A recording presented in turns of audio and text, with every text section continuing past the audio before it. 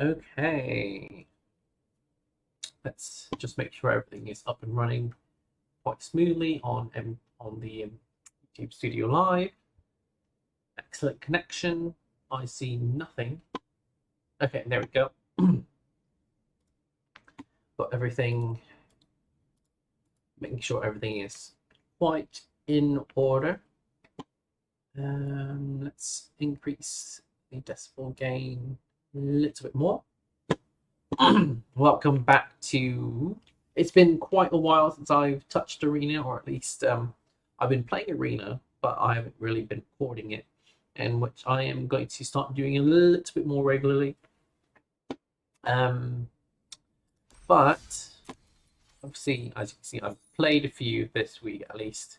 Knocked out a few quests. As of, I think it was Thursday, end of Thursday, early Friday.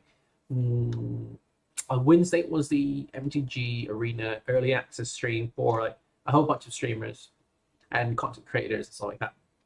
So they were able to get essentially access to all the cards in all of standard, or going to be the new standard for, come next week. And let's see here. I blanked out what I was going to say, but literally the following day, so Thursday, Friday, that they pushed MTG Arena to be able to be played even earlier. So I think it's been like about 1 week before release, so literally on Friday before that. So I think they pushed it an extra day, just so people can do it. So from my local game store, I bought a few pre-release kits. You know, crack them open, play with a few friends. That's it. Just to see how like, I guess, how that works, so to speak. And it was interesting. I'd say that the sealed environment, if you ever get to, play it, I know that during these times, the, pandemic has been quite, I would say, suppressed and limited play for people to people in person with paper magic for quite over a year so far, close to a year actually, since shut down in the States. Didn't really go up until the March of last year. So but the codes that you normally get from the pre-release kits, you'll be able to put them in here. You just get a seal token or a draft token sometimes. But this time there was just 6 packs, I believe. I'm not sure if there's any other packs that do give you a sealed token or a draft token, but I did not receive one when I entered in mine. So that's just my experience so far. So I did purchase the pre-release right here. So you get basically a booster box. You get 36 packs like you would in a normal booster box. And obviously I have not opened them. I've also received a few more packs. Was it 36 packs? I believe we can still buy it. Bundles. Here we go. It's 90. Wait, which one did I purchase? This is the bigger bundle, I believe. I think I got the Kaya one. This is not the pre-release bundle. This is just what you can get. I got the one that was with Kaya, I believe. And I think that was 36 packs. So I'm not particularly sure. Oh, look, they've got the 4 Snowlands from Modern Horizons, because this set is actually snow themed. I could drain all these gold into more packs, but I'm not going to. There's really not a reason to when you can just keep earning packs. This gold is generally to put in place for actual entry fees and events and that sort of thing. So mastery tree, I always save a bit of gems, so I can do this. I don't really care about 10 levels. That's a bit too many. I can use those gems for other things. I'll really just like recycle this, so I don't have to put in more money, like actual US dollar currency, than I already have into the game. As this is a digital, it is a digital platform, so you are limited to what the client and the company allows you to keep, basically. So I spent I think it was $50 to get all of these packs, and obviously they're virtual. I don't own any of these, so basically I'm just giving money to have an experience base. I don't technically, I have these cards, I don't technically own them, all that sort of stuff.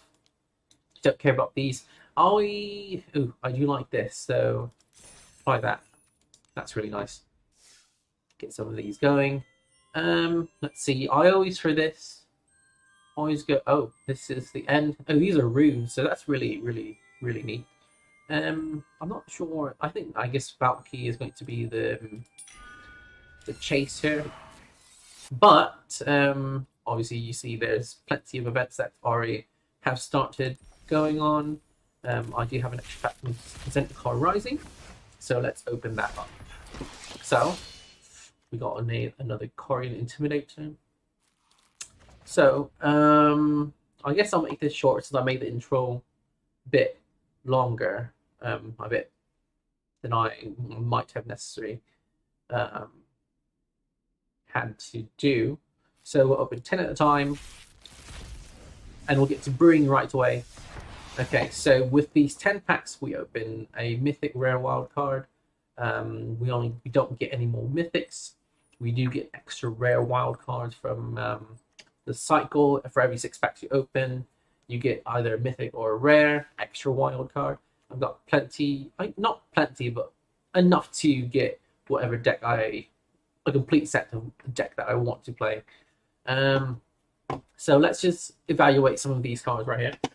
Magna Brazen Outlaw. I think this is a fantastic card. Red, very aggressive. 2-drop 2/1. They're not always that great, but mostly if you're in an aggressive deck, then that's fine. These are okay stats. Like if it had no text on it, it would be a common.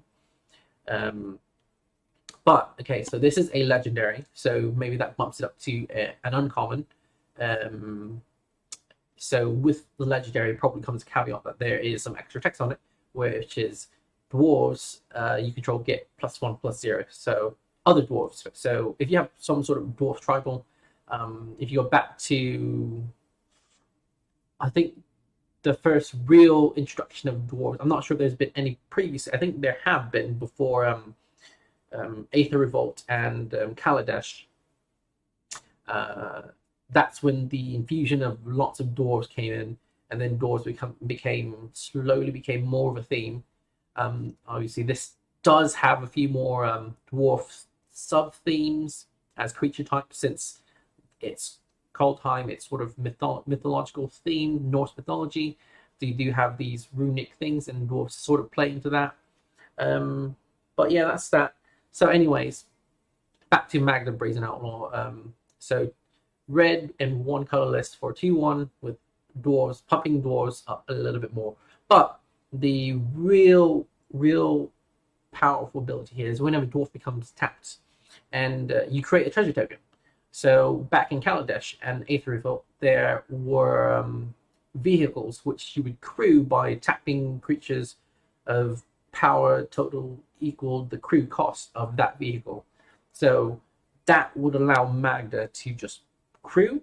You can just get a vehicle, have Magda out, crew the vehicle, get that treasure token by tapping it automatically. As long as you can crew it, activate it, this is whenever it becomes tapped, you create a treasure token. And then that third ability actually, sacrifice 5 treasures, search your library for an artifact or a dragon card, and put that onto the battlefield. That is actually straight onto the battlefield, actually. So if you have a treasure something here, you can actually get powerful card out. Say you want to do, well, not really good. Say back then, like an artifact card, like the what do you call it? The Aetherworks Marvel. That's just one of those that deals with energy. Things dying, you get energy. You spend that energy to get something cast for free, or you get a really good powerful dragon, such as the in standard right now. There is the one in this set, Goldspan Dragon, which gets you more treasures as well. Sort of fits the theme here. Or you can get the Hellkite Tyrant from, I think that's Dragon's Maze, and there's the I forgot what the name of it, and it's a 5/4 for 5 flying dragon. Whenever another creature enters the battlefield, it deals that much damage equal to its power. So this is very good, and it's a rare. So it is a legendary creature. So not too much more than that. It's actually quite good. I think this will be staples in most red decks moving forward. In search of greatness here, green for enchantment. I like this card a lot. It's not like busted, it's not broken or anything like that. It's actually really it's really good, I think. It is a 2-mana do nothing really. So I think this is in a very low curve, a low to the ground, fast green deck, I believe, that this should be played in. So like you play a 1-drop on 1, then you play this on turn 2. On turn 3, you get to play a 2-drop for free, and then you play another one. What it says, at the beginning of your upkeep, you may cast a permanent spell from your hand with converted mana cost equal to 1+ the highest converted mana cost among other permanents you control without paying its mana costs. So you always get a free 1-drop at the beginning of the upkeep. Because if you control another permanent, the lands are considered permanents and they cost 0. So you will always get 1 + 0. So you always get 1. But if you don't, you score 1. So that automatically is like a search for a scanter. Like, so you search for a scanter, you play 2 mana, you don't do anything, you surveil. You look at the top, you don't like it, bin it. You like it, put it on top. And this in green acts as that kind of thing. In addition to that, so you would get that free spell. So I think this is more valuable than you would think. And say on you have that Gilded Goose out on turn 1, so turn 2, well, actually cannot really get this to the mountain by turn 3. So turn 3, you play a second one. So then with that, on the following upkeep, so this is Magical Christmas Wonderland, where you get everything you want to have happen in the very beginning of the game. So you have 1-drop, you play this on turn 2. Turn 3, you get to play this for free. You have a second copy of it in your hand, and then you play a another spell, whatever you want, or something to solve the board, to wrap, whatever you want. And then turn 4, you get to get 2 3-drops for free. Although that's probably going to empty your hand, but on woo.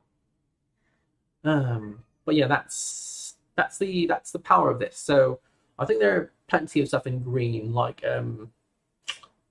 you've got the old growth troll that comes in this set as well. You've got Yorva, you've got Lovestruck Beast, you've got Garrick's Harbinger. That there's plenty of things you can do with this. So this really is great for loaded curve stuff. But I think someone has I may mess around with this, I think we can try to mess around with this a bit. But I think that's sort of the power of that. Okay, next card is Sigrid God Favorite, not a god card, but it's a legendary human warrior, flash, protection from gods, but first strike, fine stats, 3 mana, 2/2 first strike. That's fine. It has flash, and it's sort of a pseudo removal. It's temporary, but it's better in combat since the first strike, which can kill a lot more things and survive. So that keeps that creature that had attacked or blocked off the battlefield for a bit longer than you would normally another kind of creature of that effect, like Banisher Priest. This is legendary, so you can have one of it. So just be aware of that. There is Skyclave Apparition, which got released in the last set, and that is slightly better than this, I believe, since it exiles any permanent CMC4 greater or non-land permanent. So, but that's the trade-off between cards that work in one way or another. It's how you need to be able to play it or how it works. Okay, a dual land, the Simic dual land here, that's fine. Not much to say about that. Runeforge Champion, white and 2 for a 2/3. So this searches for a rune in your graveyard or library, and then you can pay runes for cheaper. If runes become more of a thing, which if runes got introduced in here, I believe I think the next set, Strixhaven, and that has to do with magical wizards and all that stuff. I think runes will be introduced a bit more in there, and I think this would be a great way to move forward through that next set. I think this is Wizards looking forward to the next set and building upon things that that they've introduced and want to sort of expand a bit more on it, because there's like one rune for every single color. They're not that great. They're the green and the white ones, which if we get to it, I can explain a bit more. Okay. Vargoth, Blood Sky Sire. 3 mana, 2/3 Death Toucher, and then a Demonic Tutor effect for 2 after you attack with it. So originally, when I read Boast, I had thought the Boast is that if that creature had done damage to player, combat damage or any kind of damage, because I thought that's what boasting would be. All right, I got through, I did something really good, I get to boast about it. But this, like all boast creatures, only have to attack. That's just like insane and so much better. But I guess a friend of mine said that you can just talk a lot of shit, talk up some things, and boast, and that would be considered boasting. So then you just have to attack to boast to be able to use the boast ability, which means this mechanic, the boast mechanic, has more potential to see regular play across all formats. So for instance, this creature here, it's literally a not a demonic tutor, but a vampiric tutor. As long as it attacks, and most likely it will get through. It's a Death Toucher, so your opponent's most likely not going to want to block it because they don't want to lose their better creature or something like that. But you will always get at least one card, not always, but most of the time, at least 90% of the time, you'll get one card you want or need, and your opponent won't really know what that card is. So basically the best card, they'll get that best card at that time that they need it to. So this one could be a sleeper. People are not valuing this really highly. It is a tutor effect, so and those are really powerful. So Sarrow Realm Eater is a 3/3 wolf. Now you have to note that in Eldraine, which is previous blocks, the first block of this standard set quote block, that Garrick has a thing with wolves, and this is a wolf. So I guess you can do more wolf synergies. But anyways, let's read the rest of this card. 3/3 creature, 3/3 for 3. That's a fine rate. And whenever an opponent controls is put in the graveyard from the battlefield, put a 1/1 counter in it. So whenever you kill something of your opponent, basically from the battlefield, you get to grow Saruf Realm 8. At the beginning of your upkeep, if Saruf has 1 or more +1/+1 counters, you may remove all of them. If you do, exile each other non-land permanent with each converted mana cost less than or equal to the number of counters removed this way. So you cannot get this effect if you have 0 counters on here. So you have to have at least 1 counter on here. So that sort of gets rid of the way to remove 0 CMC. So basically all the lands that your opponent would put into the graveyard. So basically you can keep growing Saruf, and you can essentially keep them off the graveyard if Saruf is able to remain in play. But you have to remove all of them. So you cannot just remove like, oh, Saruf has 3 counters.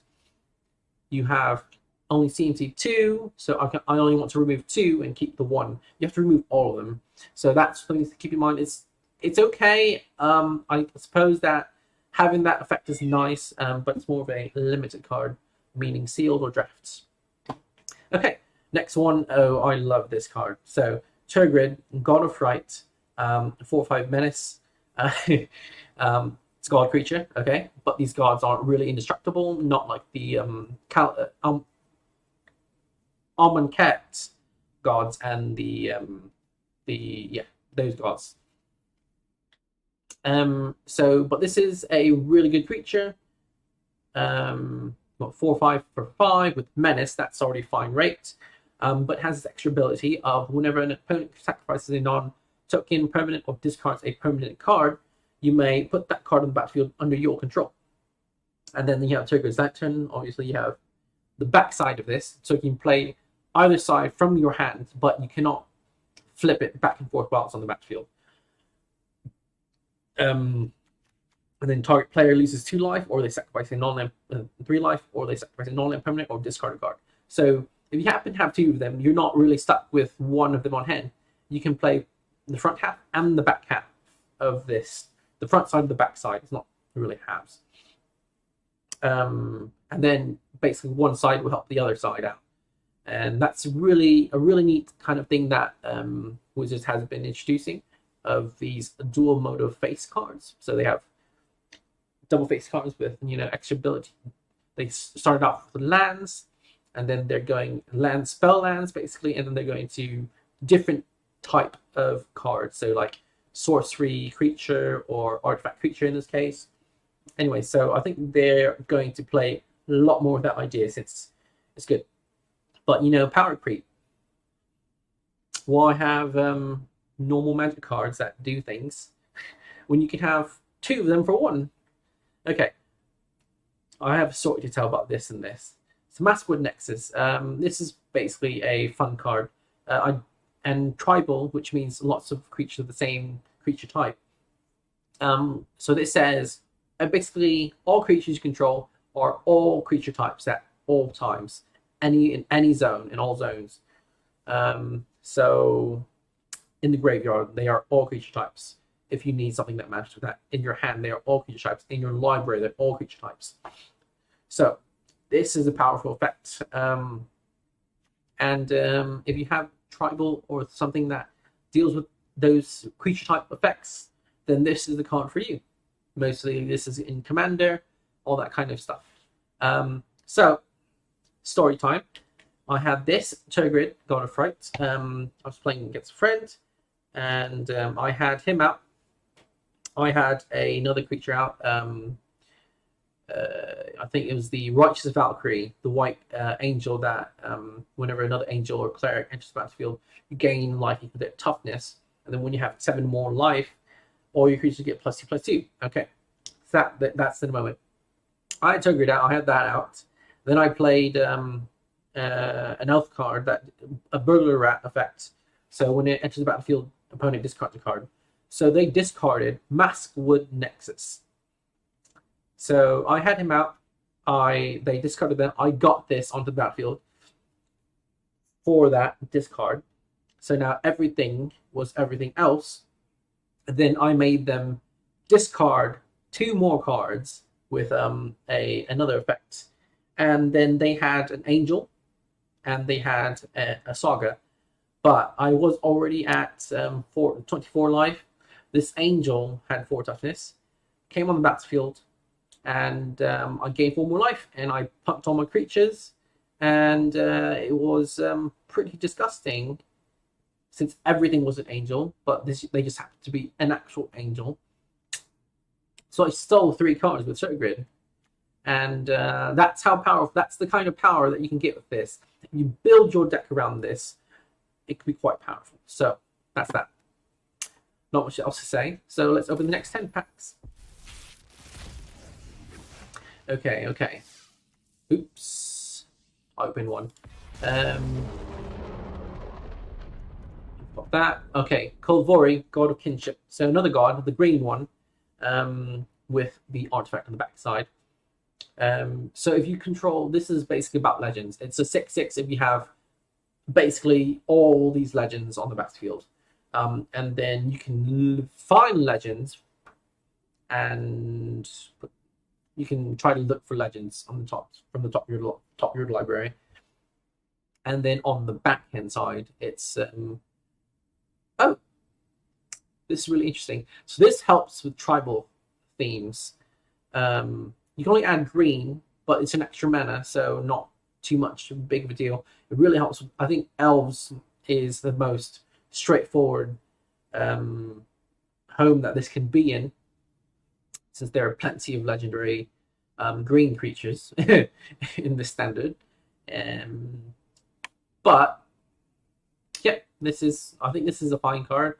You can choose it to be a little bit of ramp or a god, and that can help you find more gods. Okay, so let's open 10. So we'll have to open the last 9 by itself. Okay, very nice. So Faces of Haven, Great Land, Snow Land. You can only activate this with snow mana.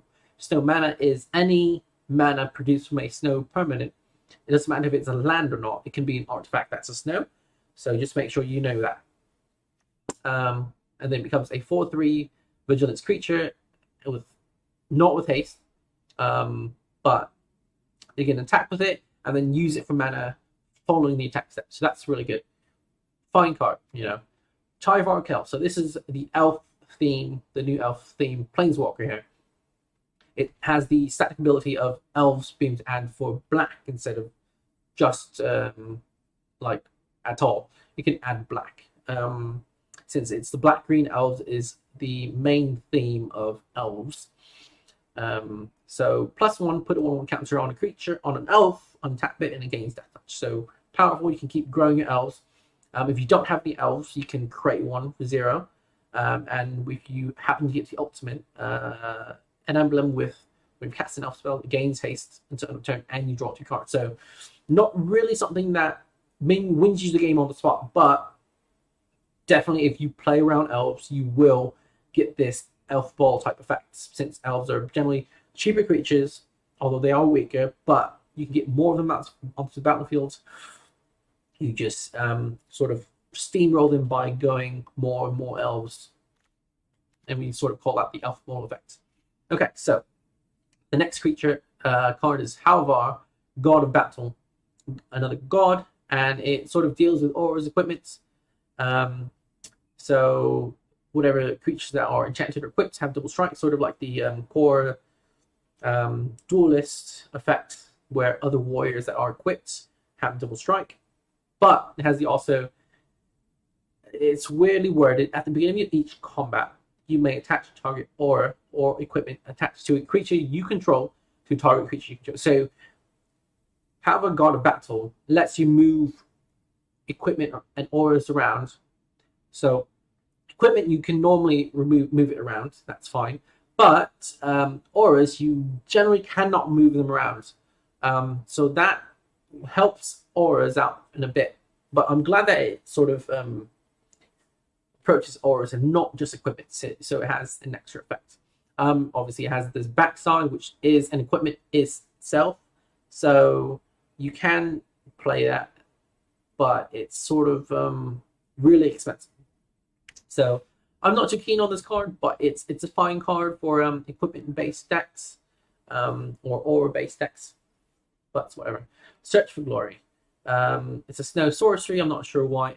I wish it had something to do. Why it would be a snow sorcery. Like I understand snow permanent, snow lands, but snow sorcery. But there's not really much things to do with snow, unless like there's snow card matters, but there isn't in this set. So I'm not sure they're setting up for a future set, or if this is just a flavor kind of thing. Anyways, search for library for a snow permit, a legendary card, or a saga card. So these are three, I guess, really relevant types. Snow permits in snow matters, legendary card, really powerful card basically, or a saga, which are these enchantments right here. And sagas are really powerful since you get basically 3 cards in one. And then the extra caveat is to gain life for each snow. Oh, I'm thinking, I guess, if there's anything that's relevant to snow mana, that describes it as a snow, such and such, snow sorcery, snow instant. Okay, maybe that's the caveat in here of being able to name it snow. So Elvish War Master here, 2/2 creature for 2 mana, 2/2. And whenever one or more elves enter the battlefield, other elves enter the battlefield under your control, you create 1/1 elf warrior creature token. This ability triggers once per turn. So this is prevented from, like, obviously, if you play this and you get another one, and it didn't have that that second caveat of this, it only triggers once, it would just, play this, play another elf, you get infinite elves. That's just to prevent that clause from happening. And then the ability of giving all your elves +2/+2 and death touch. Really fine. It's going to be really difficult in a constructed format for that to happen. But in limited, you're generally going to be topping up excess mana, and this is a way to give your elves that way to punch through. Crippling Fear. So choose a creature type. Creature types that aren't the chosen type gets -. So this is anti-tribal board white-ish kind of thing. There's card Language. All creatures get -4/-4 for the same mana cost here. But this is saying, like, say you're playing elves, black-green elves. You don't want your elves to die, obviously, so you want other creatures to die to pave the way for your elves to get through. This is one of the ways to do it. So it's okay. If you're really good on tribals and you aren't really, it wouldn't be a main deck card, I don't think, but it would be a sideboard card considered for that. Rally the Ranks, not really fit for green-black elves unless you splash white somehow, but it's a fine card. Humans and warriors, soldiers, those are all fantastic creature types in this color that this can be used. It's an Anthem effect. Honor the Pure effect. It's fine card. I'm glad it's printed now. You get to choose which creature type you want to tap into. So this is the first saga that I've, I guess not really whatever. So sagas work by, you play it, enters the battlefield, you start the first chapter. Next turn, after you draw your card, you start the next chapter. And then so on and so forth. As long as there's and each chapter, each lore counter added on will start the next chapter. So if you manage to have some way to proliferate, which means add in the counter of the type already there, so you would add a second lore counter on here. You would start the second chapter, and then the third, and so on. So after the last one, not necessarily the third one, but the last one on this card, you start the ability, and once the ability resolves, this goes to the enchantment itself goes to the graveyard. It will sacrifice it after the last chapter has resolved. As part of the resolution, note, it's not a separate trigger of sacrificing it. It's sacrificed as part of the resolution of the third one. So you can do shenanigans like bouncing your chapter, your saga after you trigger the third one. So whatever. Anyways, let's talk about the Raven's Warning. Blue-white. So this is the first time we've seen multicolored sagas. They were first introduced in Dominaria as monocolored, and then previously, previous sets, I guess Theros, there's a few more monocolored sagas, no multicolored yet. But here, first multicolored sagas, and these are quite good. So you get a 3-mana 1/1 flyer and 2 life. So the trade-off, normally you get a 3-mana 2/2 flyer, which is a Windrake, and that's fine. But this caveat, you lose 1 power on toughness for another life for the same amount of mana. So whichever one's better, but like it's okay. Chapter 2, whenever one or more creatures you control with flying do combat damage, you get to peek and draw a card. So for 3 mana, so granted, take this for 3 mana, right? So you get that creature. You enable the second part of the saga with that creature, and then you get to draw cards. That's 3 mana. Normally, divination is what, 3 mana, draw 2 cards. That's the sort of the standard, the baseline, like the bare minimum. So this is 3 mana, draw a card, gain 2 life, and make a 1/1. Just adding this all up, you know. And then the third chapter, not so exciting. You may put a card from the outside of the game on top of your library. So a Fave the Wish, a wish effect. But you don't have to reveal it. You just take the card, put it on top. It doesn't say reveal. So just, I'm not sure if they're, I have to double check on that, but I'm sure that it's because it does not say reveal. You do not have to reveal that card and to your opponent. Normally, when it's a wish effects, it says reveal, you know, card from the outside the game and put it into your hand or something like that. Okay, so it's okay, you know, not that great. Okay, so this is Old Growth Show. One of the things, 3 mana 4/4 exceeds on rate. That's perfectly fine, like perfectly like great. 3 mana 4/4. The restrictive cost is that it's green, which technically is supposed to be really difficult to cast. It has trample, phenomenal, adds greatness to it. But it says whenever it dies, if it was a creature returned to the battlefield, it's an aura enchantment with enchantment 4 which you control, and it adds 2 green and has the ability of sacrificing this land to create a 4/4. The same basic thing. So 3 mana, 4 mana across, technically 4 mana for 8 power and toughness in trample. So this is a great card. It's going to go in every mono green deck. Like, it's just the trample effect is really good, which green really needs to get through the huge amounts of damage that they want to do, and it replaces itself. You know, it adds ramp to you.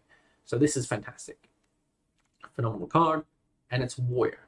Warrior types may be relevant. Okay, Icebreaker Kraken. Oh jeez. I get the fact that it only counts snow lands. If it counted snow permanents, Modern Horizons, I think that'd be a bit busted for standard. Because this could cost like 4 by turn 4 mana 8/8. That's just ridiculous, you know. Anyways, so this is like 12 mana 8/8, which realistically, if you're playing snow, you know, by turn 4, you have 4 snow lands. This should be reduced by 4, so this is going to be an 8 mana, and you know, it's reasonable. When it exits the battlefield, artifacts and creatures your target opponent controls, not each opponent, do a sleep effect. I would like to call it freeze effect, but I guess a sleep effect might be better, since like sleep is the original, I guess, one of the original things that did that effect, where creatures your opponents control don't untap on their next untapped step. Okay, so this can protect itself by returning 3 snow lands. So you return 3 snow lands, you return this. It's sort of counterintuitive, but it's fine. It's a fun card. Okay, let's look at the next step. Realm Walker. So this is the buy box promo. If you do purchase generally if you purchase a box from a local game store, they'll give you this. They may have run out, but it's this set has just come out, so I don't think it's going to be a problem in not receiving the Realm Walker as a buy box promo. This is a fine card, it's a shapeshifter, it's a changeling. So this is all creature types. So if you want to play a tribal deck that's in green, elves, I don't know what else is in green, snakes, something like that. This is that kind of thing. As it enters about the ETBs, you get to choose a creature type, and then you get to play that from the top of your deck. So it's not a a game-ending effect or like an overpowered effect. It's a marginally powerful effect. So like if you don't have these things in your hand, you can just look at it and then play off the top of your library as if it was an extra card in your hand or something like that. That's fine. Starheim Unleashed, a mythic. 4 mana, you can create a 4/4 angel with flying and vigilance. So a 4 mana Sarah Angel, not too bad. And then if you foretell it, which foretell is you may pay 2 and exile it from your hand. And then you can cast it for the you have to cast it for the foretell cost. If you foretell it. Sometimes the foretell cost is more expensive, but you'll get a better effect. And this is almost all of the foretell. Any spell that's foretold has either the same effect, there's no difference, but it's cheaper, or it's maybe more expensive, but slightly more powerful. So say you foretell this card, and then you spent what is going to be 3 mana, you'll get 1 4/4 angel, but that's across 5 mana splits up, which is actually a big deal. Or say you spent 5 mana, you get 2 4/4s. I think that's right, yeah. And then every increment of 2, you'll get an extra angel. So not too bad. It's okay. But like 5 mana for 2 4/4 angels, and then 7 mana is pushing it in this color, in white. White generally doesn't have a lot of rep. It's constrained on its mana resources, but angels are a way to go big, so you may have more mana to work with, extra mana to work with. But yeah, I mean, fine card. It's not a creature, but yeah, quick finger. Our next mythic here, 5 mana for a 5/4. Not too bad. Opponents can gain life. A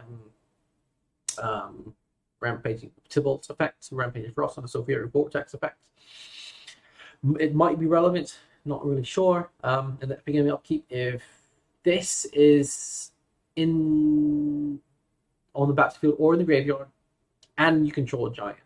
So by itself, you will. So if it's on the battlefield, yes, each upkeep you will do damage to your opponent.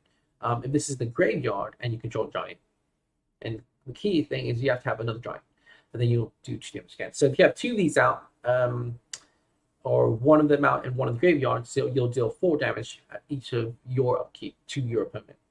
And you can foretell this for a cheaper cost as well, so it's not too bad. Mystic Reflection, I'm not too big on this. You have to have another creature, or there has to be another creature on the battlefield, and it's basically a very niche situation for this to work the way you want it to work. This is probably going to be more in a combo deck to create multiple of the same creatures. So like, say you're going to make a whole bunch of tokens, right? And then say there's like a what's that Selesny one, Convoke, where you get a whole bunch of human soldiers, I guess, with lifelink. Anyways, you have that one. You have blue for some reason. You're playing Bant.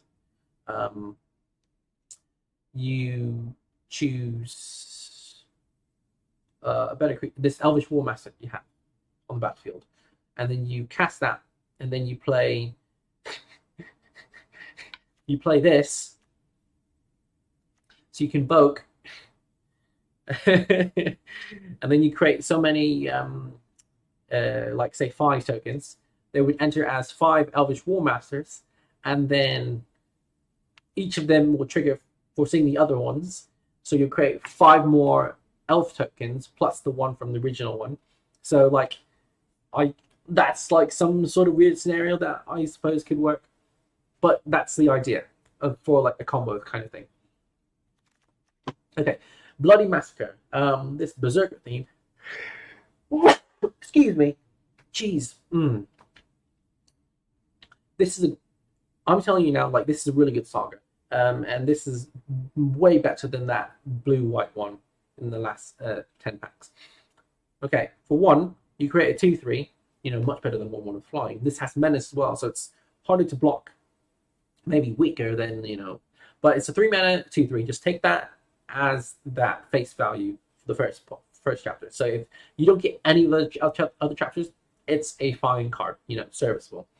But then part 2 is whenever a Berserker attacks its turn, you draw a card and lose a life. So, like, that's generally the idea of red-black. You will pay life to draw cards. But say you have like 1 or 2 Berserkers out, that's with this chapter out, you get to swing in, draw 2 cards. Like, and that's not too big of a deal. You don't care too much about your life as long as you're putting your opponent's life total down even faster than yours is.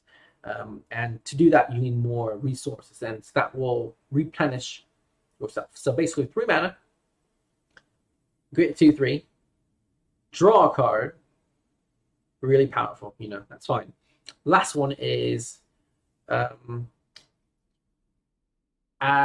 this is not going to do that much.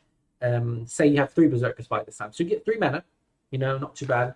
So on turn 6, you may have like 4 or 5 mana plus this extra 3. You play something big and sort of try to win the game that way. But I don't think the chapter is as powerful as the first 2 parts of it, because this is really dependent on you having Berserkers out. Obviously, part 2 is as well, but early in the game, it's not going to be you're not going to be constrained on those types of effects of being removed as much as chapter 3 and having all that stuff. Anyways, so yeah, I like this. Blood on the Snow. This is interesting. Obviously, if you fill your lands with snow, you should always get the effect. So you should always get something 6 CMC or less, up to 6 CMC. This says destroy all creatures, destroy all planeswalkers. 1, you get to choose 1. Not both. Then return a creature or planeswalker. Doesn't matter. It doesn't have to be snow. What you return here does not have to be snow, but it has to be. You have to have spent snow mana to cast this to get that. So if you spent 0 snow mana, you don't get anything back. So just note on that. It's a fine card. Black generally has the more expensive board wipes, but it should be okay. Serviceable in black. Reflection Lit Jara. So on you get to create 2 copies of whatever you play, basically. Obviously, if you choose a creature, you have to play that creature. You just get 2 of one of each. Now, just know that if you get the legendary one, you will have to choose 1 to keep. So you can't have 2 legendaries of the same name. So just be aware of that. Works a lot better than with non-legendary creatures. Snow Sorcery, Blessing Frost. This is fine. I don't think it's as great, but 4 mana. This is basically you have to build around snow to maximize this effect. But 4 mana to get at least 1 card draw. If you're spending all 4 snow on this, that's when it's at its best. Or that's what you should be doing. So let's assume that the floor of this is 4 mana. +4/+4 and draw a card. So that's the floor. that, like, because you're building around this, you should not be not building. Like, you shouldn't be splashing this for and not have that many snow effects. So this is just assuming that you are building around snow. So that's the whole point of this. And we've already talked about Elvish Warmaster. All right, next 10. Okay, Cosmic Structure. I like this. Foretold. So this has flash flying, whatever. So foretelling. Note that foretelling you can do at instant speed. But all foretelling has to be done on your turn. So you can't do it at instant speed on the opponent's turn. This allows you to do that. This card right here. And this itself has flash, so you can play this at instant speed. On that note, so you have 2 of these out. You can foretell any of your cards in your hand for free. So there's a blue-black flash foretell kind of thing. That's like really pushing it. So there's like a 2-mana demon cleric that says you may foretell any cards that do not have foretell, and then that card costs 2 less when you cast it for its foretelled cost. So I want to clarify, this is a bit confusing. Foretell. Okay. So foretell is how do I explain this? It's foretell or foretold. I guess that's the best way to explain. Oh, here we go. Here's that Dream Devourer. That's the card. So each you can read it right there. Equals its mana cost reduced by 2. So you have this. You can foretell it for 2. And then I guess you would say I foretell this face down, you know. But then when you cast it, people may like instinctively say I'm also foretelling this and casting the spell. But it's like, are you foretelling and putting it into exile for 2 mana? Anyways, I would say that like just the lingo to use is you're foretelling when you are paying the 2 and exiling it face down. So that's foretelling. But when you foretold the card, you're playing the spell. You could just play, I'm going to play this for the foretell cost. As, you know, as straightforward as that is. That, I think you just say it as straightforward as it is, so there's no confusion. And, like, I think there's something that says that that's been foretold, which, like, the wording on it is just weird.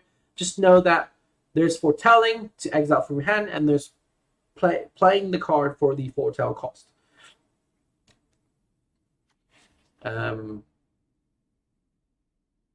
Now,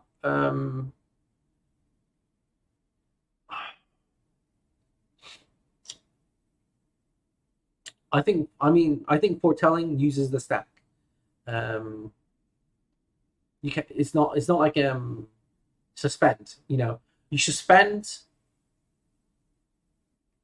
And it doesn't use the stack. I think foretell uses the stack, and I think that's one of the more similar ways to compare it. Suspend, obviously, they are expecting it. They will know what's coming. With foretell, they don't know what's coming. So I think that's the closest similarities to this.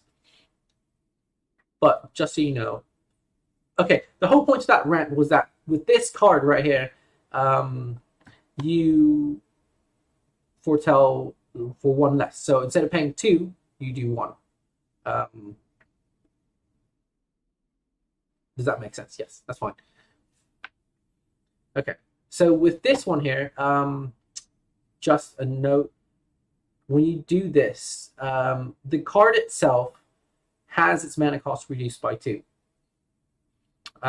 So this does not have to be on the battlefield for that to be reduced by 2. So like when you, it's already part of the cost that part of the effect that you use with Dream Devourer. So like say you foretell this card, actually no, Reckless Crew, right, off of Dream Devourer. So it costs red and 1. If this dies and is not in the battlefield before you cast this, this will still cost red and 1. So that is also a note that you should, think about. Magda, Rise of the Dread Marn. Is this in the normal set? I don't. Maybe it is. I believe I've seen this. Create X2 black zombies, where X is the number of non-token creatures that die this turn. Okay, this is. I think this can be really hard to achieve. I think this might not even close, but might be a sideboard card against, for the red-black or black aggressive decks against like board wrath control decks. But that's my thought. Anyways, Graven Lore. I watched a bit of Jim Davis. He said that this card is really, really good. Or compared to Jason's Ingenuity, this is basically 5 mana. Obviously, if you're playing snow, you should get the maximum amount. So 5 mana, scry 5, and draw 3. So you can effectively go through 8 cards, but you have to obviously scry. Scry all 5 to the bottom, but that's not going to be generally the case. You're going to generally want some of the cards in that top 5. Rarely will that be the case where you bottom all 5 and then draw a fresh 3 cards off the top. But it's fine. I think it's fine. Into the Story might be better because you're already building around that. You have to be built around snow for this. Into the Story costs 4. But yeah, it's a trade-off. If you're playing snow, this might be better. Playing Into the Story. If you're playing the mill strategy, then Into the Story might be better. Drogonut Necromancer. So this is fine limited card. I don't think this is constructible playable unless you're like trying to find a combo kind of thing, or just a value town basically. But 4 mana 4/4, that's fine stats. And then this has the effect of exiling creatures that die of your opponents. So they will not get it back. So if there's any death trigger effect, they will not get it because that card is exiled with an ice counter instead.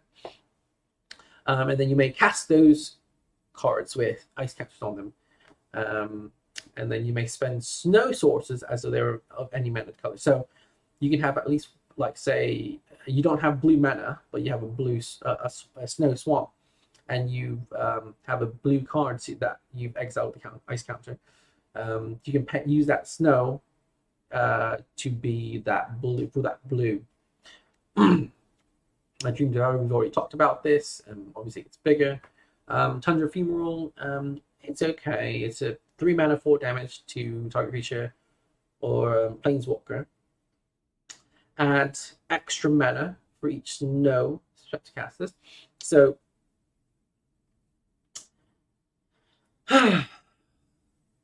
this upsets me. I understand the need for this, but it's like, what you can do with colorless mana in red, you want to be playing stuff with red. If you tap out to play this, you really cannot play anything else. So I'm really low on this card. So my Reckless Crew, even this I think is sort of better than that.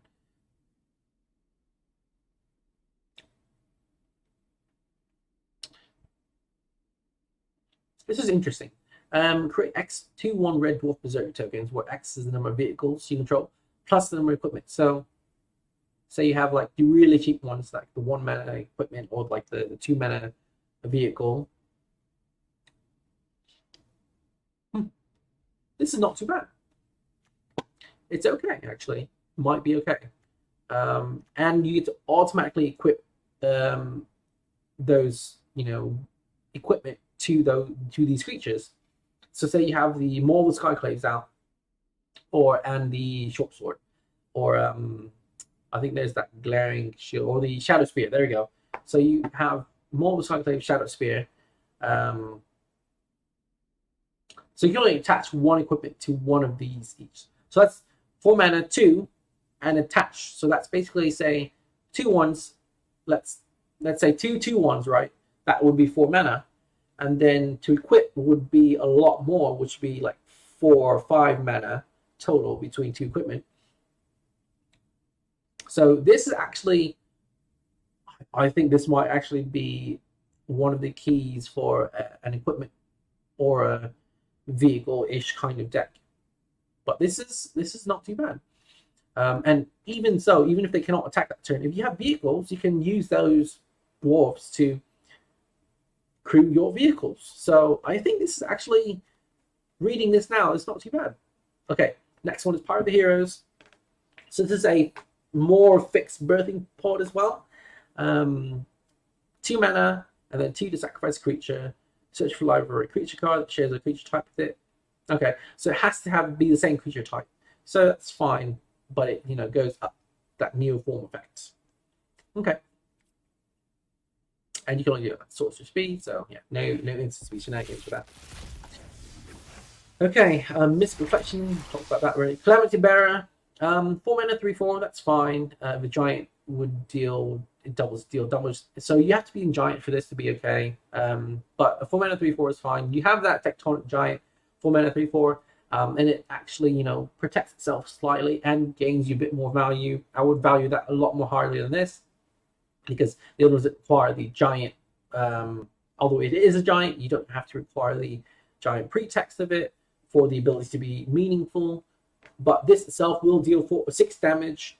So essentially, it's a 4 mana 6/4. So I mean, in limited, that's fine. In constructed, you have to be built around that. I play like 1 or 2 at most in a giant deck, since you want your other giants to be actually doing things meaningful. Because it's a 4 mana 3/4. Like obviously, all creatures have to wait till the next turn to attack.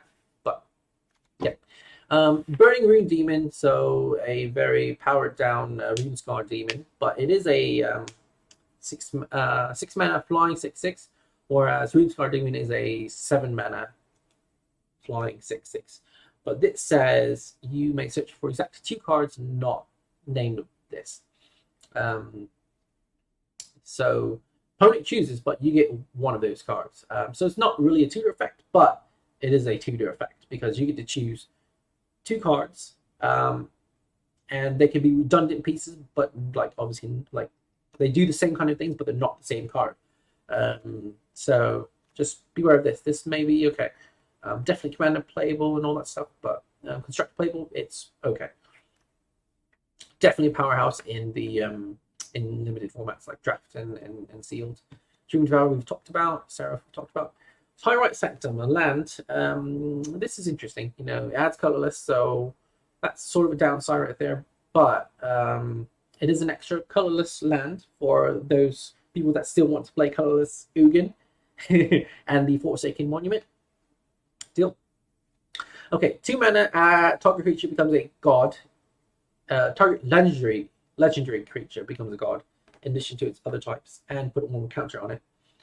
So there has to be a legend. So, and then 4, sacrifice it, put an indestructible counter on target god. You have to be playing around the legendary god thing. So I wouldn't waste a spot for lands for this unless you really want this weird effect here. God is generally really good anyway, so I mean, there's a way for you to loop and reduce the activation cost from this. Not in standard, obviously, but in like another formats, like Commander or something like that, it may be playable. But that's it. Okay, Cosima.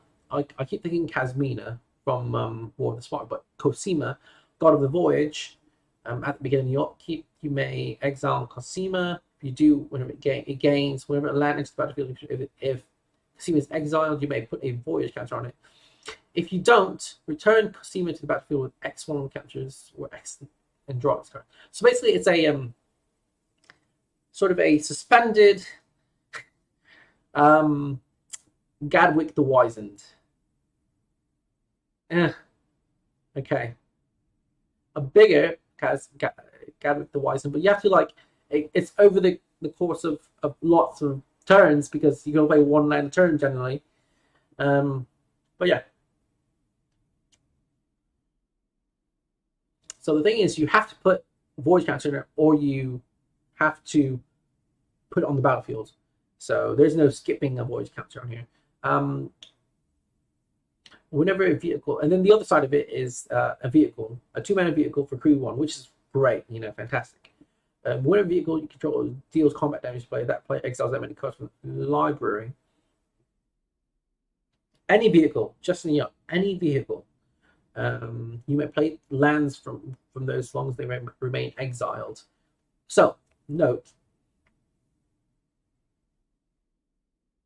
Wait. So the clause on this, so it's within a singular clause. It does not accept clause. So, because it says within that text box right here, well, this text box on the flip backside of that card, those cards that you exile, say the Omen Keel attacks, deals 3 damage to the opponent, you exile 3 cards. Even if the Omen Keel is no longer on the battlefield for some reason, whatever reason, if there are lands in those 3 exiled cards, you can still play them. That is the purpose of that clause. If there was a space enter and a new paragraph basically, and it says you may play lands from among those. If Omen Keel were no longer on the battlefield, you cannot play those cards. So that's the difference here. So important to note that for any people that may need that clarification. We've seen Varagoth already. Okay, our next multicolored saga. I like this a lot. Battle for Bretagard. Create a 1/1 human. Not that great, a 3-mana 1/1, and then but you can get 2 1/1s. So that sort of adds up to the things. So then choose any number of artifact tokens and/or creature tokens you control with different names. For each of them, create a token that's a copy of it. So you don't need to double your tokens, but you get to add 1 more. So you have an elf, you have a human warrior, you have a treasure token, you have a for some reason you have a monolith token, icy whatever. You've got a goblin token somehow, another elf token, a regular elf token, non-elf warrior. You get an additional copy of each of those. Anyways, but yeah, that's the case. So it's good in a token theme, but you have to have that token theme for this to be really, really, really good. Okay, Dragonkin Berserker. This is great in red decks. 2 mana T2 first strike. That's phenomenal right there. It's not legendary. Anyways, so both you activate costs 1 less for each dragon you control. So generally, you probably won't have dragons this early on, but so on turn 3, you attack with this. Oh right, so this actually plays well to that that Berserker thing that I was talking about. So say you have this on turn 2, and you play that other one on turn 3, and then turn 4 you attack, you get 2 cards. You won't have enough to pay for this yet, and then turn 5 or turn 4 you attack both of them, draw 2 cards, play another Berserker, so you have 3-1. And then turn 5, it's really, really slow. I know it's slow, but I'm trying to highlight how this card ideally would work. So you attack with those 3. Actually, you don't even need to attack. So you gain 3 red. You have this card out, and you have 5 mana. You attack. So you don't those 3 mana don't go away when because it floats through because of the effect. You attack with this, and then you create a dragon, and then any subsequent turns after that cost 1 less. I mean, there's not much else to it. Okay, let's open these 9 one by one. Highlight some of these. So Battle for Frost and Fire. This is really powerful. So it's sort of a blue-red board wipe for not. It's basically anti-giant. So this is better than that black one where it says non-creatures, but this is specifically for giants. So it's 4 damage to the board, and it protects your giants. So you don't have to worry about that. Scry 3, which is really good on chapter 2. Sets you up on your turn, 7? If you're, still alive by then. And then when you cast a spell with CMC 5 or greater, draw 2 cards from this card. So that's the first part is where I'm really excited about this card. So it's an extra Storm's Wrath effect. Icebound Pillar. This is sort of like the Icy Manipulator thing, except in snow. A few of these snow duels. That's fine. This I don't understand why this is an instant and a common at the same time.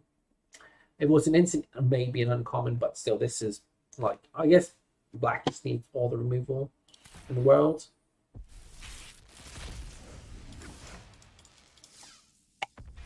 Okay, Brettigard. Strong.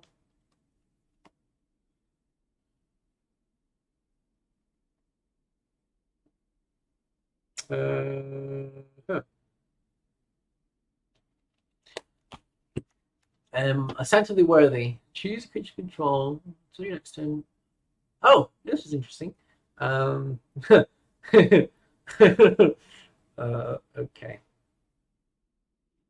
So basically, you have this. Say you have an indestructible creature. You could just prevent. You can keep attacking in. So, anyways, this is whatever. This is not that great. But the 3, return a creature from your graveyard to the battlefield with a flying counter on it. I mean, it's a very slow reanimation phase. Like you play this on turn 3, turn 4, then turn 5, you get something back. I mean, if you're just after reanimation, this is fine. You don't really care about that first or second one. You may care a bit if you want. Oh, you're trying to kill something. You're trying to kill one of your own creatures by having all damage be dealt to it. And then the second turn, same thing. And then turn 3, you have a choice between one or the other, or any other creature that is still in graveyard. That's fine. This one, really good. It's cheap, but it adds 2 counters. Yeah, it's only 4 mana essentially for this and 3. But yeah, I mean, this is fine. 2 adds counters in the green-white archetype, and then Lifelink and Vigilance is huge. Let's say at least, obviously, let's say that's at least a 4-point life swing. So you have 2 1/1s for some reason that you don't have bigger creatures than that. Mistwalker, it's okay. It's a changeling, which is interesting. This is it's a worse version of that Ill-Gotten Pursuits where it does the same effect here, but you can actually sacrifice it and do a sort of a one-time effect for a greater amount. Beat the Serpent again. Integrity Shadow. Battle for Frost and Fire. We've got that. That's fine.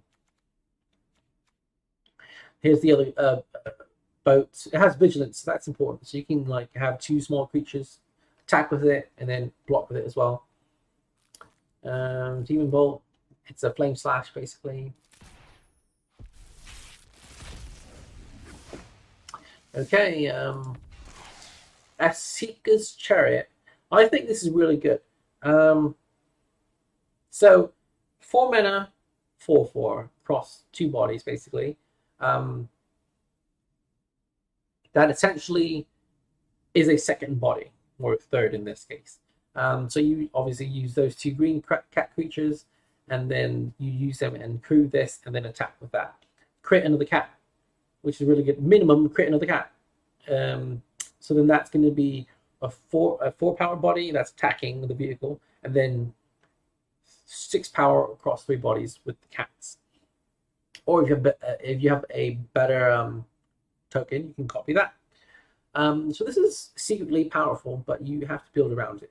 I'm not sure. It's like green-white has tokens or +1 counters, and it's like, what do you want? You have to do one or the other.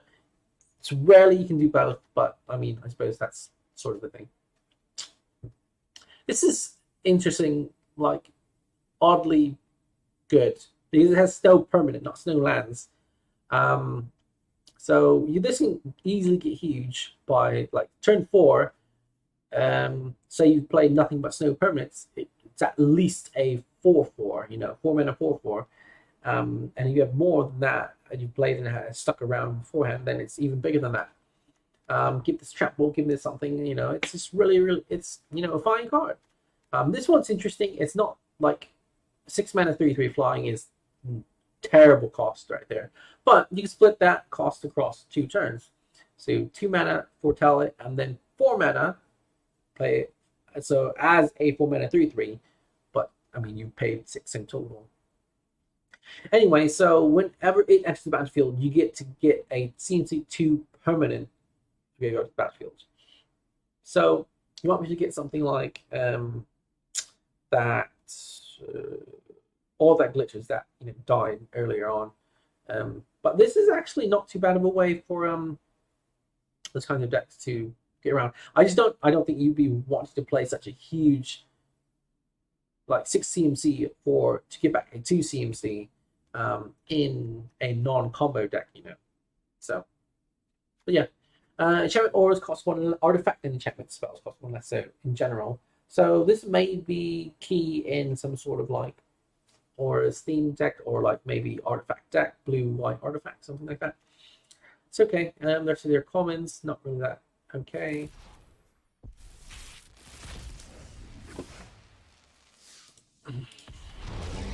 Okay, Kavori, God of Kinship. Okay, we've seen that already. Nothing else exciting, really. Battle Mammoth. This is really, really good. 5 mana, 6/5 trap, and then whenever opponent you control becomes a target of a spell or ability opponent controls. So not what you cannot target your own thing and draw multiple cards off of it. It's only when an opponent targets it. So it at least replaces itself if your opponent goes to kill it.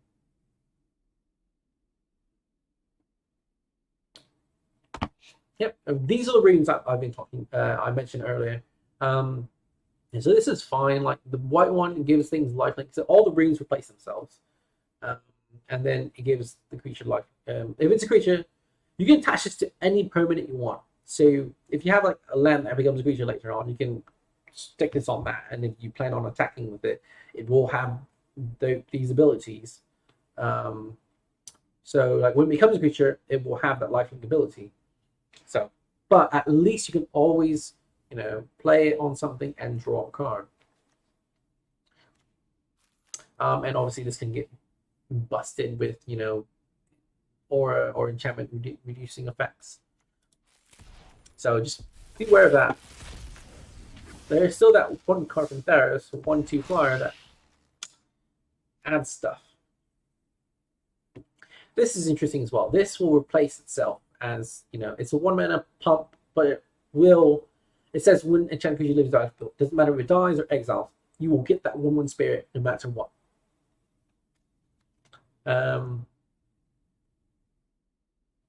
And even if this says enchant creature, so even if your opponent steals it and somehow they sacrifice it, you yourself, you control this enchantment, you will get that 1/1 flying spirit. Your opponent will not. So that's important as well for some reason. The blue-white pathway, so that's fine.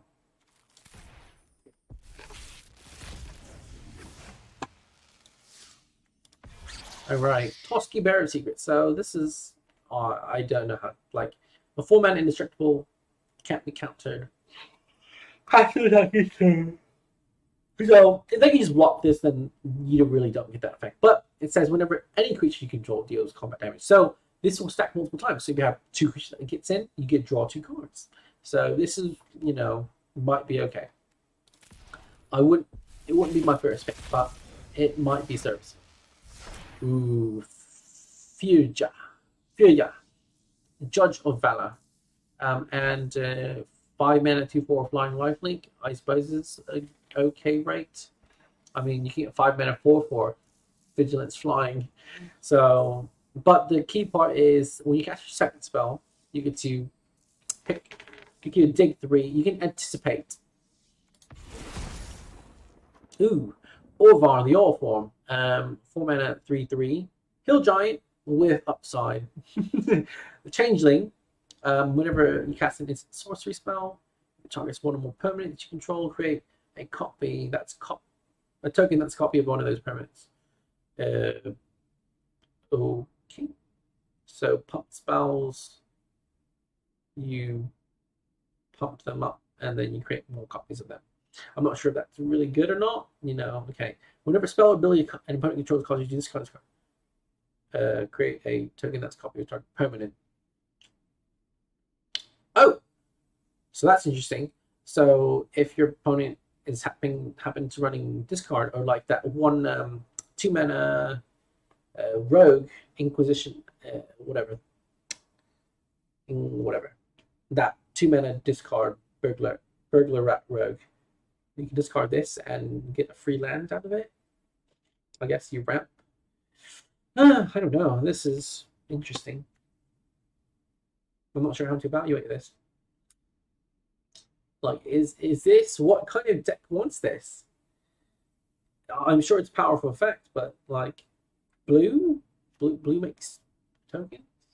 I'm not really sure. Anyways, so that's all the packs I've opened.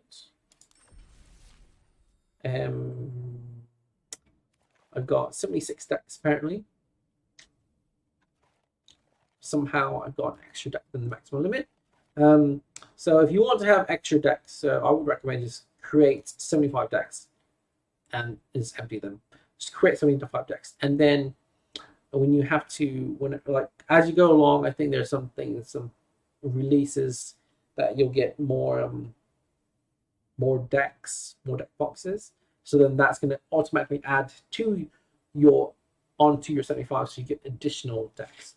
So there's an instance where people had 75 decks already, and then I think Zendikar released 10 new decks, something like that, and then they automatically got 10 more decks. So they have 85 to work with instead of the normal 75. So that's what I think I did that with Critic Cores here.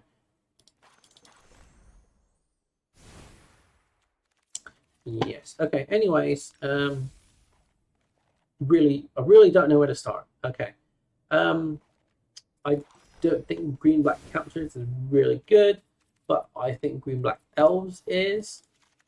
So let's just wipe the rest of this. No, that's not it. So we can start with this. Okay. Elf. Ethel. So let's start with an elf. Okay. Tyvar, let's put Tyvar as a face. Elves. Always do that. I will do suggest the land count, so I just add that in. So okay, so Scamfar Elderhall adds green anti-special tax, which is a cost to having this utility land. Sacrifice this up to one target creature you don't control gets -2/-2, so you potentially can kill something. Create 2 green elf warriors tokens. Okay, and only do that at sorcery speed. So essentially 6 mana, sack a land, and kill something, and get 2 1/1s. Okay, I'm not sure that's great, but I suppose that's something.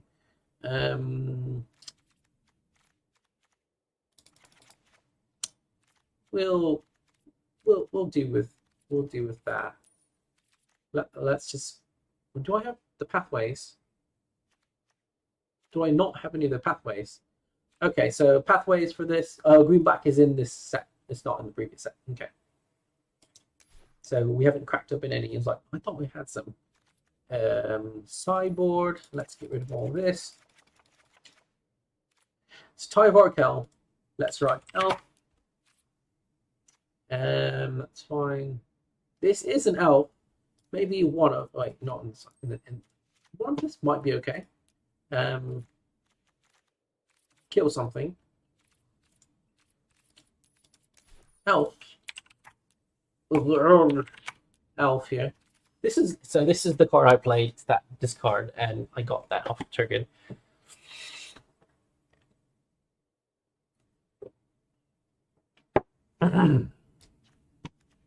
Ooh, a Yara is an elf. That's interesting. But you have to play black creatures to maximize her effect. And you have to be more heavy black. So Elvish Warmaster, it seems to be a good deal. I think the ramp of the Jaspera Sentinel might be interesting. To Jura Blightblade. Not sure we want this, but it is an elf rogue. There is Night Wildborn Preserver. So obviously you'll have non-humans because they're elves. So this is an elf as well. Let's just see if that does anything.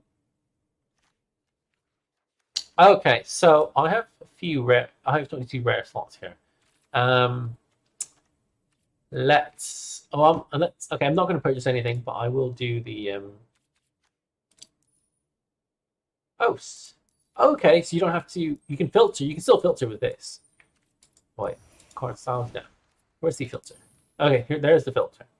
So you can still filter here, but craft mode. Okay, let's not do that. So do not, if you don't want to create it, do not this. Do not do this. Okay, so that's craft mode. That's interesting. So you will automatically craft the card you actually click to put in. So I guess I'll have to do this. Not collect it. So this is a must-have in all the elf decks. All the green-black elf decks. So like, you will always get an elf. Always. Like your elves should be dying, doing combat, and you should always get an elf. Very like probably if you have, you should have a low curve. So like 22 lands and what the rest are elves and spells. So you should always like at least 95% of the time hit an elf off this first saga. And then put a 1/1 counter on each elf you control. So you buff all your elves, and then the third ability is really, really powerful, where you attack each elf and you get to basically kill things or shrink things to small enough so where your elves can actually hit through and get damage. I think a 2 of Harold, King of Skemfar, is fine. You play him, you can make you look at the top 5, and you get 3. Well, I mean, let's just say 2 types. Well, 1 type, just elf, whatever. Just get elf, and just put it in hand. So I think that's really, really good. So elf. So good with that color thing here. Let's try Elvish Visionary. I think it's fine. I'm not going to play Woodland Mystic since that's not really a it's not really a magic card. It is, but it's not really. Sideboard for this. Definitely 2 game adversaries. Mirror matches green. Fantastic. We're not playing multiple colors, so that's not useful at all. Oh, this is a thing. Not in the original set, I don't believe. I mean, if you want to play a 4-mana Elf Lord, I suppose that's the way to do it. Draga Visionary might be a way to do it. You'll draw cards as well. Might be too expensive. Elf.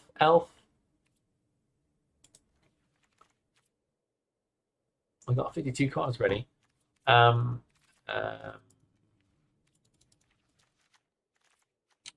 Skemfar. Okay, so Skemfar, I think there's going to be a 4 of. You want this. I don't think you want the Draga Visionary, but you definitely want this. So you're going to go Elf Ball. This has this ability where each opponent loses life or you gain X life. So in the pinch, you can gain your own life if you need to live for at least 1 more turn. But this will just shrink your opponent. Basically, by the time you play this, you should probably have 5 elves. This will count itself, obviously. So you play this, strain them, or make them lose 5 life. And they may have... So that's 25% of their starting life total. Significant, not a joke to deal around this.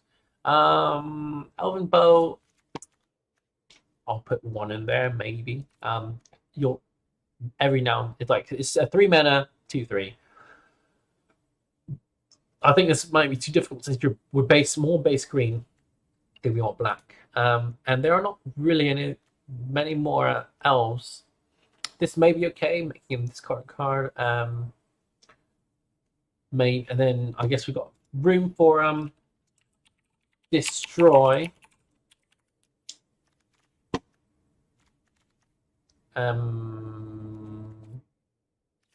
I think this is actually not too bad. You're generally going to be killing weaker creatures with that. And we'll do Blood Chief's Thirst. And yep, I think that's fine.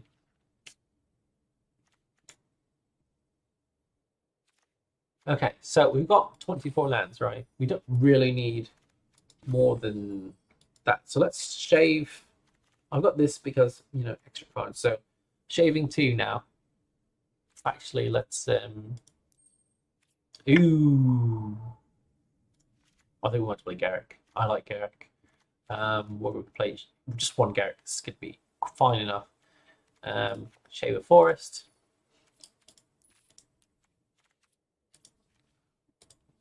No. Okay, duels. We want the duels. We don't care about the World Tree. No need to have that. I think one of these, either one of these is fine. I guess I'll just put in the 4 Temple of Melodies. Yep, I think that should be fine. And then obviously 4 of these. We're not going to be using, but it's maybe nice to have. Has to lock away a bit more difficult to do. And then I think something big and green might be. Ooh, Blizzard Brawl. Don't really have snow permanents, right? Oh, we get infinite snow covered. Well, I guess we're playing.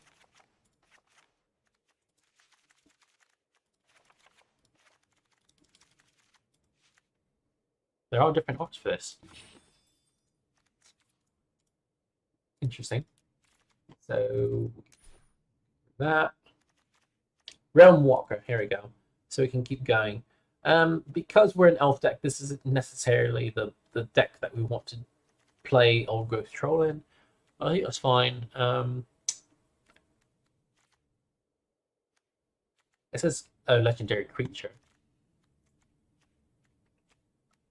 I don't really see many legendary creatures that we can just shove in here. So that's not really a thing. Sideboard, shapeshifters, that might be okay. I think maybe In Search of Greatness might be okay in this deck. Let's do that. Get rid of one of these.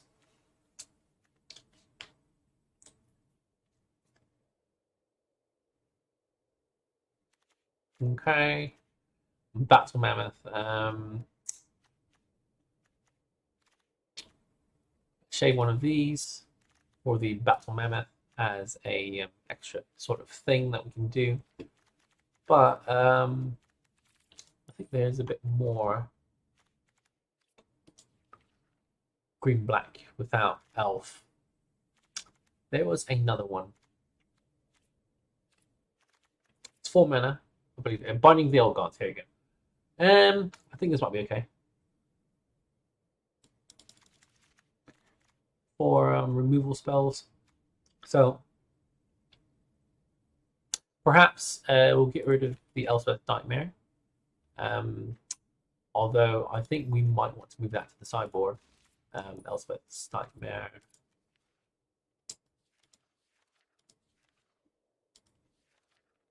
Here, where is it? Oh, here. Here we go. But Binding of the Old Gods. This is fantastic. Creatures control deck gain depth touch already. So this is like the general idea, I think, of what you want to do. But yeah. Well, that's I think that'll be okay. I'll call this done. I know there's 2 extra cards, but that's the idea. You know, let's try. Oh, right, I don't anymore. Crit cores. No, not even close. Let's see here. Still high snow. I saw an interesting combination. Okay, so shove all that away.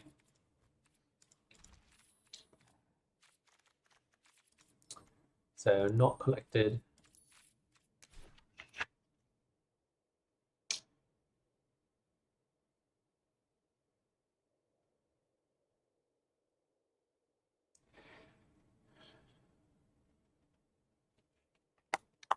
Okay, let's play God of Winter. So no reason not to play this. I think this is where you can go like legends in here. So like you've got, so what World Tree is any number of legendary, any god cards, and put them on the battlefield. That's a god. Huh.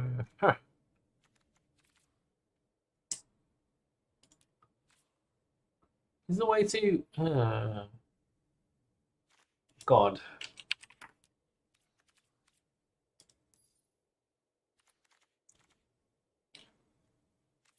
Your best sea god. Okay, this is actually a problem, you know. This can end game, so I think I'm just gonna play this straight up in my deck. We'll call this Sultan's, you know. Like, I don't care if it's not snow or not, but I think that's fine. Snow. Okay, so let's start with that. We'll throw one of these in for funsies. We'll try this Graven Lore here. And one of these is fine. Blizzard Brawl, I think, is fantastic. Blood in the Snow. And Glittering Frost.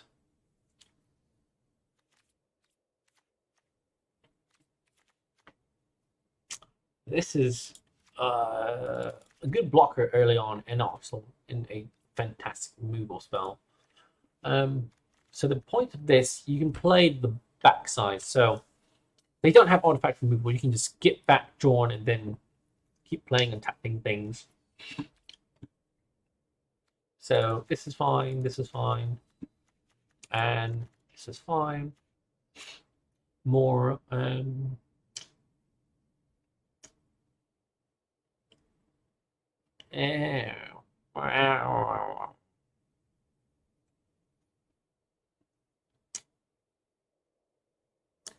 not sure if I like this card. I mean, you can get snow permanents back. I'll play one, you know. 4 of these is fine. 1 Blessing of Frost should be fantastic here.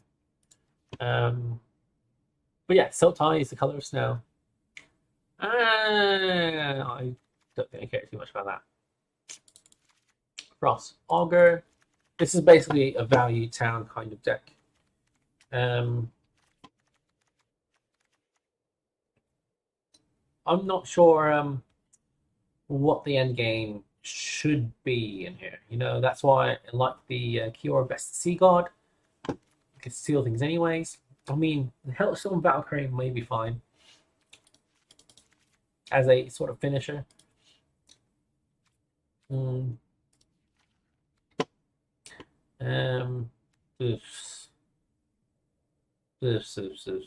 I like this. Like what? Oh. Ooh. Ooh. Everything else is a snow creature. Right? A few Narvies, I think that'll be fine.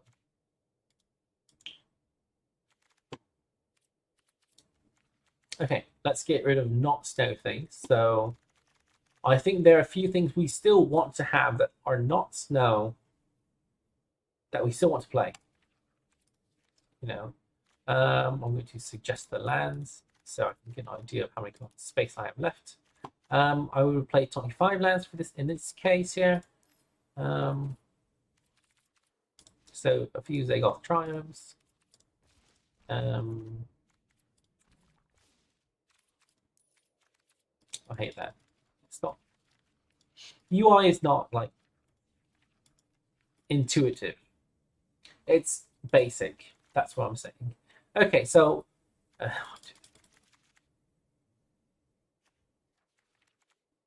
two, 5, and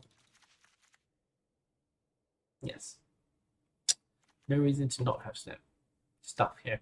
So, do you want to play one of these, like the Zendikar one? So, like, do you want to go to Zendikar and have this sub theme, where you have lots of flip dual modal lands, or do you want to go straight into like this? Is this going to be a fine card, um, in a snow deck? That's the trade-off that you have to figure out here.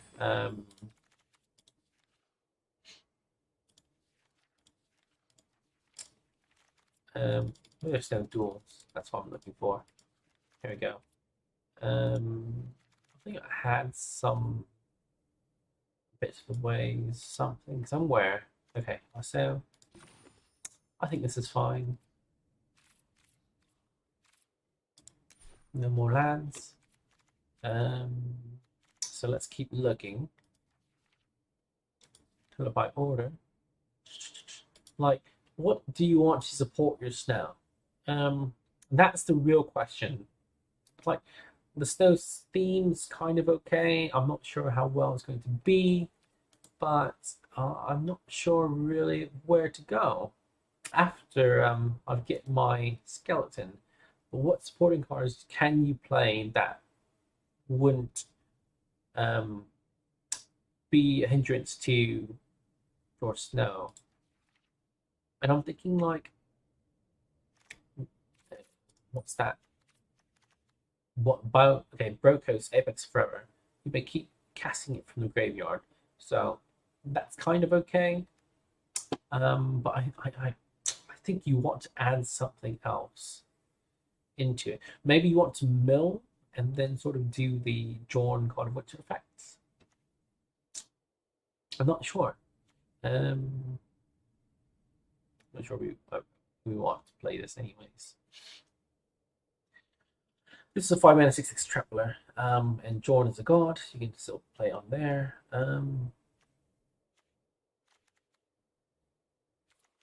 Or any of these party types. So cleric, wizards, not all of them. It's just cleric and wizards, really. Oh, wait, faceless thing here. Faceless Haven. That's definitely something we want.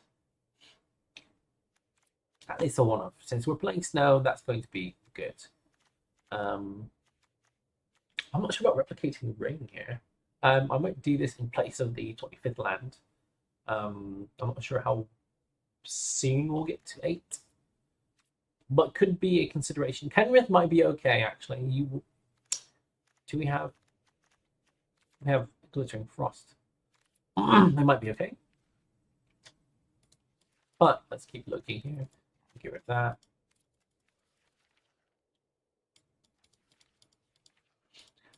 Oh, okay. Well, you want that removal, that green-black removal spell, because I was just talking about it. Binding Wheel got that like a must here. You don't really care about the third one since your creature's not really going to be attacking. 21 creatures, that's sufficient, not really of great significance, but you know, it's okay, it's fine.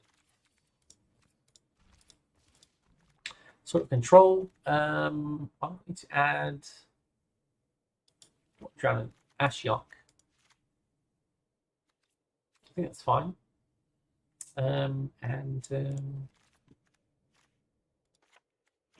Okay, well,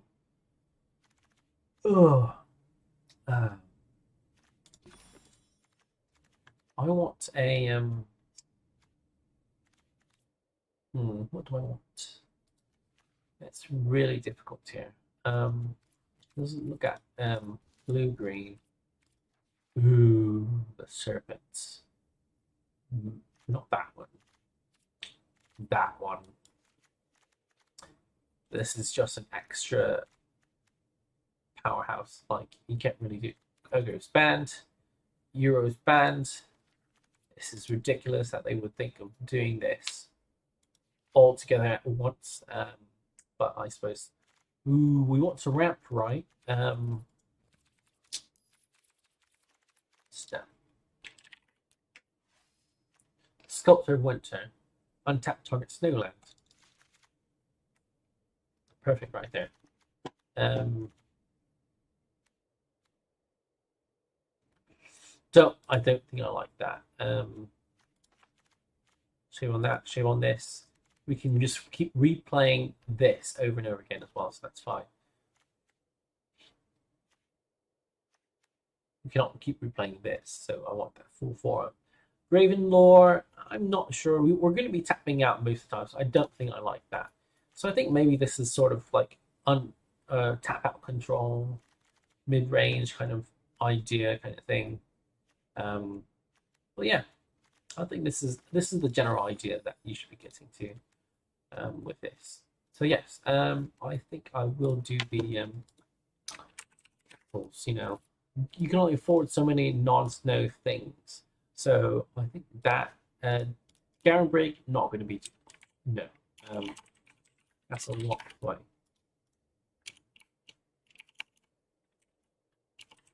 Ventress. There we go. 1 and 1. I think that's going to be fine. No Garen Break since we're not really playing huge green creatures. We're playing this, playing the other side, and gaining value out of it. And then like trying to end the game with like playing your other stuff, your opponent's things with this, or trampling in the air for a whole bunch of damage, and then gaining small values like this. Keep getting caught, and this is just phenomenal. So I think this is the idea. Okay, that's just that's gonna be existing decks. I'm not sure, like Sotai Ram here. Oh, colorless. Where is it? I have blue colorless. I saw black, like the white colorless. I'm just like so baffled with the idea of what's happened.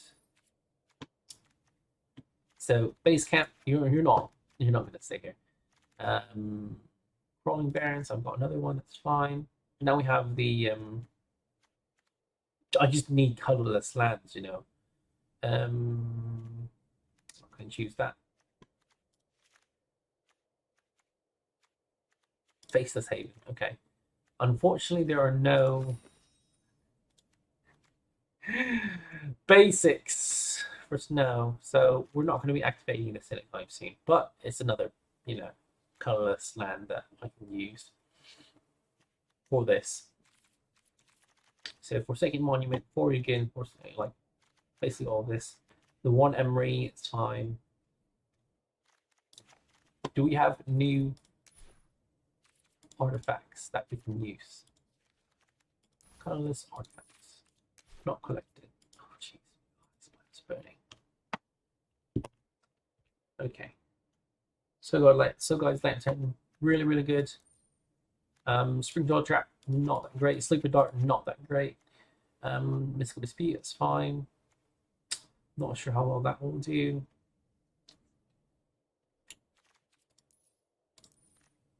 Gingerroot's not that impressive, but I think there were a few new ones that I liked. Note, Crystal Giant is a giant. Oh, maybe I'll make the giant theme next. We can try that. Brew with that boat. Ooh. Actually.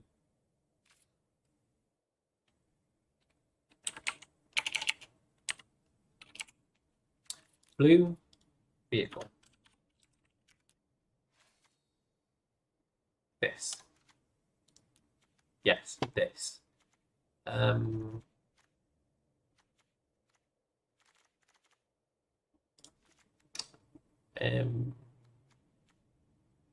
Yeah, no reason for Kindi to be in here.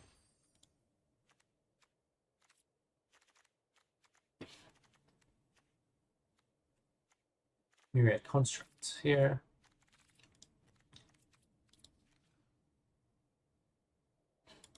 could have sworn there were a few more creatures that could be used in this new set. Oh. Replicating ring, no.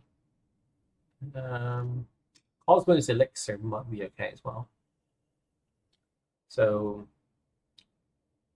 you can keep gaining life and draw more cards. Maskwood Nexus, I've got that already. No, I could have sworn there was something that we could do. Definitely sideboard card with this. It's the new, what should we call it? Graph Digger's Cage. Stats rotated out.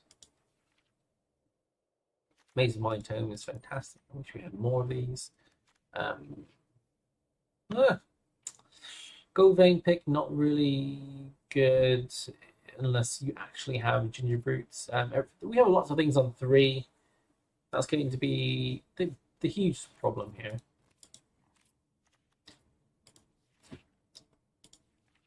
And what's that? There's like a 1-mana thing, right? That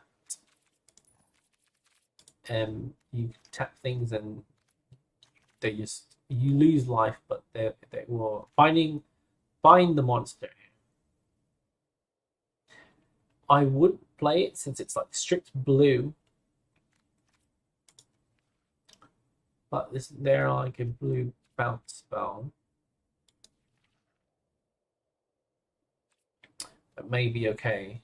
The part of the realm, Follow Your Fancies, that really requires me to have the blue.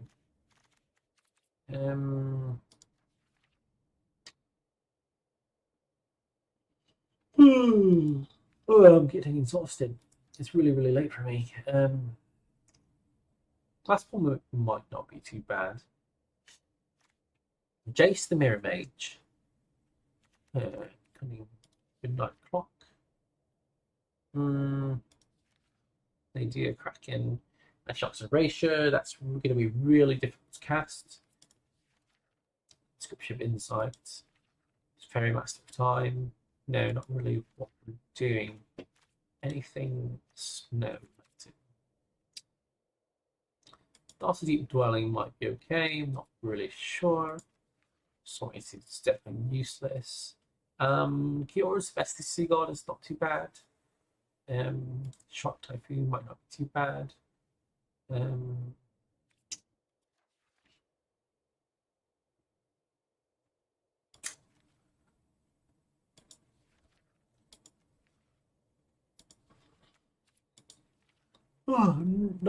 Not very many things for this new set. From the new set for this deck here. Oh, Tormos Crypt is also a thing here.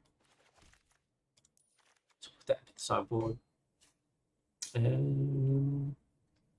Martha doesn't do much of anything. Travis Emlet, really. Prismite might be okay. Not I'm not really sure about that. Spec Supplies.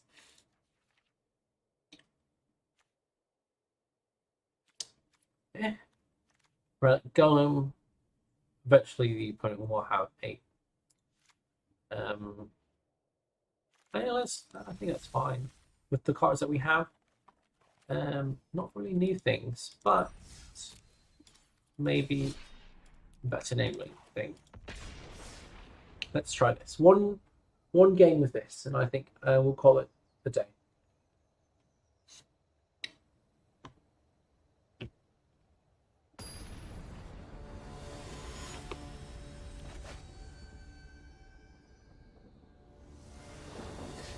Active opponent. So we are wrapping up into Ugin. That's the plan here.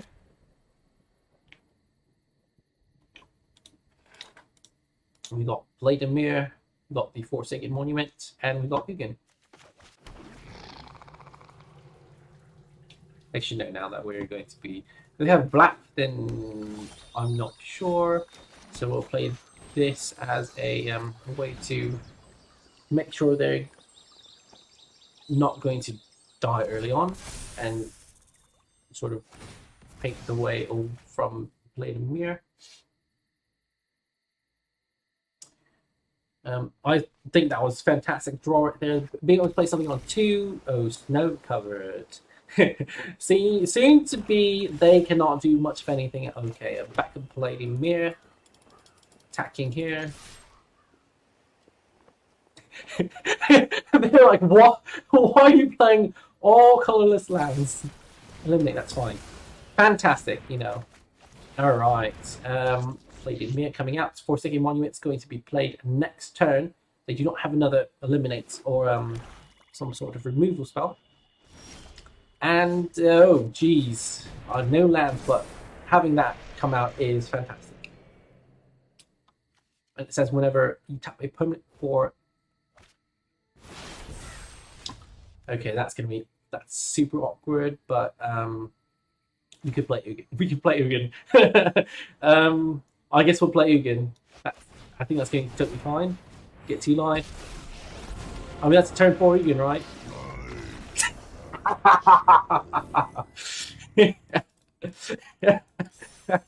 Okay, we'll play one more game. That was a bit too cheeky here.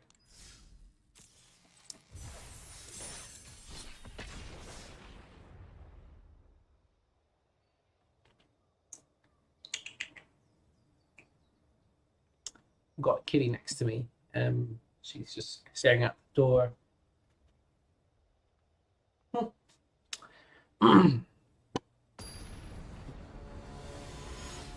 Oh. Yes. Oh no! No! I've got an error message thing. Okay. Well, that really did not hit the spot correctly. I had an error message, so Arena's been crashing a lot lately, and it's always said an asset error occurred during your last play session. Validating asset files to ensure stability. This may take a while, and like every single time we start this up, it just does that, and it's crashed a few times, and it has this like weird pop-up box with like foreign language, with the MTG logo. But yes, so it was Black Wit, ready. It's crashing on me again. I'm not sure what's happening. I think we're just going to have to call it. MTG Arena is buggy as of late. So thanks so much for watching, and hope you guys enjoyed and had some insight on those cards. But yeah, that's definitely not all of them, and you can definitely watch and find some more. So have a good night.